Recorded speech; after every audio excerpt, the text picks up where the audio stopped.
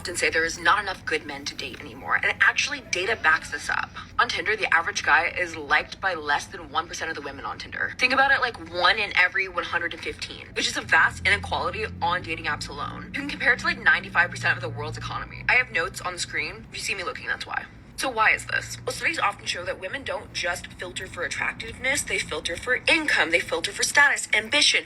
All these things make up who they're going to choose. Because of this, 80% of men on dating apps are rated unattractive by women. The result is a tiny portion of men getting all the attention. And this creates a really bad dichotomy, where a lot of these men, because they are eligible candidates, don't feel the need to settle down because they have all the options. These studies also show that men swipe way out of their league, which floods the woman's account with attention, so they're more selective. And it's so much deeper than just the apps. But a question still stands. Are the standards rising, or are expectations just completely disconnected from reality?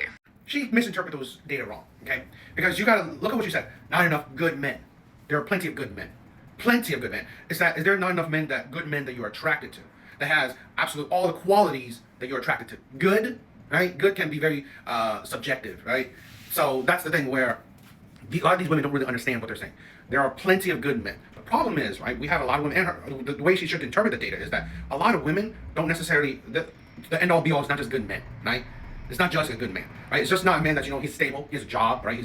He's a good guy, right? It's not just that, how attractive he is. That data shows you, right? It's not about like, they're filtering from careers. No, a lot of women are, that 80% of women, right? They find only 20% of men attractive. And it's not just if they're good or not. It's attraction. It's attraction, okay? And that's the problem. We have women with overinflated egos, where a lot of women think that they deserve the best of the best.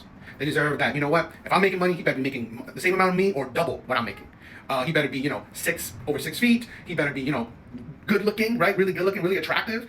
And then when you add all these traits and standards and other stuff, this is where you get the 20% of men. Because not many men can, fall into these categories or these traits or these standards that a lot of women set. So being a good man does not mean that you have to be 6 feet. Being a good man doesn't mean that you have to have 6 figures. This is why a lot of these women, a lot of things they say don't make sense, right? Take out the good man, right? Take out the good man. You can say that there's not enough attractive men, right? And attraction is not just his looks, it's his wealth, it's his height, all these things, right? Good men, there are plenty of good men. The problem is women aren't attracted to the majority of good men. They find very small amount of men, like our data shows, actually attractive. And we need to be more distinct about that, because I hate this thing that there's not enough good men. There's plenty of good men, plenty of them, right? And like I said, average men, a lot of them are good men, right? But average, they're productive citizens. They pay their bills. They have a place to live. They have a job, right? Their values, morals. They're good men. It's just they're not being. They don't. Women are just not attracted to said men, and that's the problem. And that's why we need to be more distinct, right? More detailed with the words we're using, right? Plenty of good men.